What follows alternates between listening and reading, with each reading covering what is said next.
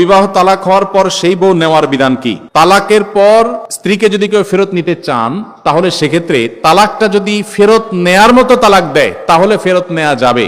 আমি একটা কথা প্রায় বলি, বিবাহ বিচ্ছেদের পর, তালাকের পর 15 বছর 20 বছর পরেও যদি আবার স্বামী স্ত্রী একসাথে থাকতে চান, সুযোগ আছে যদি তালাক দেওয়ার সময় সেভাবে তালাক দেন। আমাদের দেশে সাধারণত তালাক দেওয়ার ক্ষেত্রে আমরা 1 তালাক 2 তালাক না, পারলে শত শত হাজার হাজার তালাক দেই।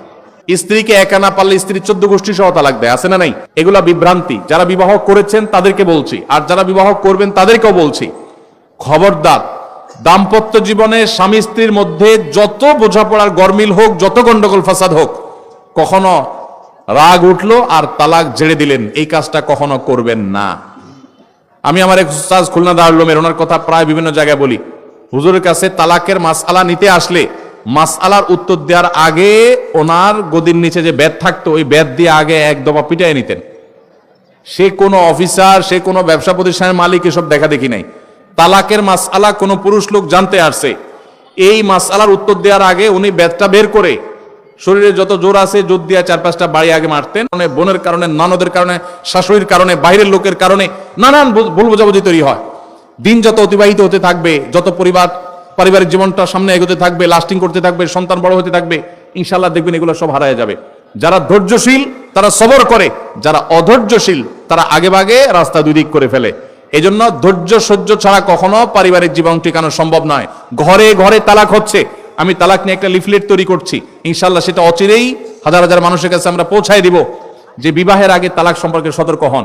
বেশিরভাগ মানুষ তালাক দিয়ে এসে এরপরে চোখের পানি ফেলে, এসে বলে হুজুর দিয়ে ফেলেছি, এখন কি করব। আপনি যদি 3টা তালাক দিয়ে শেষ করে থাকেন, তাহলে সেক্ষেত্রে আপনার স্ত্রীর সাথে আপনার সংসার করার সুযোগ যদি নষ্ট করেন, গোটা পৃথিবীর সব হুজুর একসাথ হয়ে, মক্কা মদিনার ইমাম সাহেব যদি একসাথ হন, আপনাকে আপনার স্ত্রীর সাথে সংসার করার সুযোগ দিতে পারেন না। কারণ ব্যাপারটা হলো ছুরি মারার মতো, আমার পেটে ছুরি মেরে দিলেন, এরপর আপনি জিহ্বা কামড়াচ্ছেন, আফসোস করছেন। আফসোস আপনি করতে পারেন, আমি আর জীবিত হয়ে যাব না। দাম্পত্য সম্পর্কটা এরকম।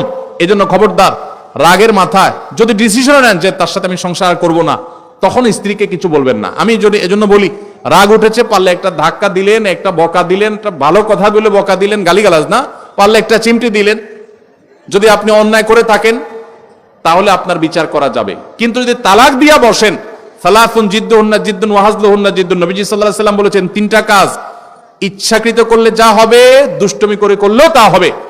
আমাদের দেশে বিভিন্ন জায়গায়, এক সময় ছিল, এখন আছে কিনা জানি না, অনেক এলাকা প্রশাসনের অনেক ভাইরা তারা বড় বড় সাইনবোর্ড লাগিয়ে রাখছে, রাগের মাথায় তালাক দিলে তালাক হয় না। দেখছেন আপনারা এই সাইনবোর্ড? কেউ দুর্ভাগ্য হয় নাই কারোর, এরকম সাইনবোর্ড অনেক জায়গায় আছে। আমাদের দুর্ভাগ্য যে আমাদের ফতোয়া অনেক সময় আমাদের প্রশাসন অনেক বাইরে দিয়ে দেয়, রাগের মাথায় তালাক দিলে নাকি তালাক হয় না। তালাক কি মানুষ মহব্বত করতে করতে দেয়? স্ত্রীর সাথে মহব্বত, ভালোবাসা, আতিশয্যে তালাক দিয়ে দেয়? তালাক তো দেয় রাগের মাথায়। তবে শরীয়ত বলে রাগের মাথায় আপনি ব্যালেন্স হারিয়ে তালাক দিয়ে পরে আফসোস যেন করতে না হয়, এই জন্য আপনাকে সবর করতে হবে। তালাক দেওয়ার ডিসিশন নিয়েছেন, স্ত্রীর একটা মাসিক পার হওয়ার পর্যন্ত অপেক্ষা করতে হবে। আসলোর মুখ দিয়ে তালাক বলে দিলেন, জি না। তালাক দেওয়ার নিয়ম শুনেন, যেভাবে তালাক দিলে আবারও ফেরত নিতে পারবেন কখনো চাইলে, সেটা সুযোগ কখন হবে।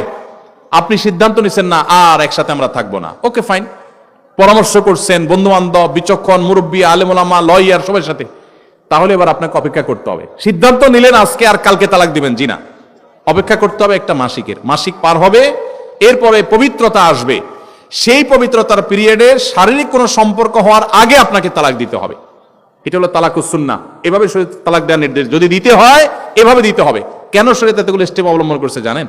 কারণ শরীয়ত এনশিওর করতে চায় আপনার তালাকটা খুব বিচক্ষণতার সাথে, বুদ্ধিদীপ্ত ভাবে, সুচিন্তিত ভাবে হয়েছে, ঠান্ডা মাথায় হয়েছে, বুঝে শুনে হয়েছে। আপনি এটা অ্যাবনর্মাল হয়ে মেজাজ হারিয়ে আপনি মাথা গরম করে দিয়ে ফেলেননি। এটা নিশ্চিত করবার জন্য এতগুলো সময়, এতগুলো স্টেপ নিয়েছে যে একটা মাসিকের পিরিয়ড পার হওয়ার পরও স্বামী স্ত্রী একে অন্যের প্রতি যথেষ্ট আকৃষ্ট হওয়ার কারণ থাকা সত্ত্বেও সেই শারীরিক সম্পর্ক করার আগে আপনি তালাক দিচ্ছেন, মানে হলো যথেষ্ট যৌক্তিকতা আছে এবং আপনি খুব কনভিন্স হয়ে বুঝে শুনে তালাক দিচ্ছেন। এটা এনশিওর করার জন্য শরীয়ত এতগুলো বাদ দিয়েছে। এই বাদ পার হওয়ার পর আপনাকে তালাক দিতে হবে। আমাদের দেশে হাজারের ভিতরে 999 জন মানুষ তালাক দেওয়ার সময় মুখ দিয়ে আসলো আর পট করে তালাক দিয়ে দিল। এটা সুন্নাহ তালাক নয়। এই তালাকটা, এইভাবে তালাক দেওয়া, এটা একটা গুনাহের কাজ। এভাবে তালাক দিবেন না, তালাক দেওয়া যাবে না। এই জন্য যুবক ভাইরা যারা বিবাহ করবেন ভবিষ্যতে, আপনারা জেনে রাখেন ঘরে ঘরে তালাক হচ্ছে। ঢাকায় যতগুলো বিবাহ রেকর্ড হয় আনুপাতিক হারে প্রায় পাল্লা দিয়ে ততগুলো বিবাহ বিচ্ছেদ হয়। ভয়ঙ্কর ভাবে তালাক বেড়ে চলেছে। কয়েক জায়গায় মাহফিলে গিয়েছি, এলাকার চেয়ারম্যান সাহেবরা বলছে, ভাই আমি চেয়ারম্যান হওয়ার পরে যে বিচার আচার আমার কাছে আসছে বিসমিল্লাহ করছি তালাকের বিচার দিয়া। একজন বলছেন যে কয়েকদিনের ভিতরে 20-25টা তালাকের বিচার আসছে, আর যেগুলো আমার কাছে আসে সেগুলো তো আমাদের হিসাবের বাইরে। এই জন্য আপনাদের প্রতি উদাত্ত আহ্বান রাখতে চাই, আমাদের সংসারগুলো সব খান খান হয়ে যাচ্ছে, সবাই সংযমী হতে হবে, ধৈর্যশীল হতে হবে। as-sabru জাযাউহু আল জান্নাহ, সবরের বিনিময় আল্লাহ তাআলা জান্নাত দান করবেন। সবাই সবর করবেন তো ইনশাআল্লাহ। দাম্পত্য জীবনে আর যা হোক খবরদার কখনো মাথা গরম করে তালাক দিবেন। আমি যেভাবে বলেছি সুন্নাহ সম্মত তালাক, এভাবে যদি পিরিয়ড যাওয়ার পরে, সুস্থ হওয়ার পর, শারীরিক সম্পর্কের আগে একটা তালাক দিবেন, এটা হলো সুন্নত। তালাক কয়টা হবে? একটা। একটার বেশি তালাক দিবেন সেটা জায়েজ হলো না, জায়েজ হবে একটা তালাক। একটা তালাক দিলেন, বাস রেখে দিলেন। 2 মাস 3 মাস পার হয়ে গেল, অটোমেটিক সম্পর্ক ছিন্ন হয়ে গেলে দুজন দুদিকে যেতে পারেন, আলাদা বিয়ে হতে পারে। আবার বহুকাল পরে চাইলে নিজেরা শুধু বিবাহ পড়িয়ে আগ্ধ করে আবার একত্র হয়ে যেতে পারবেন। আর যদি আপনি একটা দিয়েছেন, আবার আরেকটা দিয়েছেন, 6 মাস পর আরেকটা দিয়েছেন, দিয়ে দিয়ে 3টা শেষ করে ফেলছেন, তাহলে আর কখনো বিবাহ যদি মক্কার ইমাম সাহেব এসেও পড়ায় তারপর আর একসাথে থাকতে পারবেন না। আল্লাহ তাআলা আমাদেরকে এই বিবাহ বন্ধন এবং তালাকের ক্ষেত্রে শরিয়াকে মেনে চলার তৌফিক দান করুন।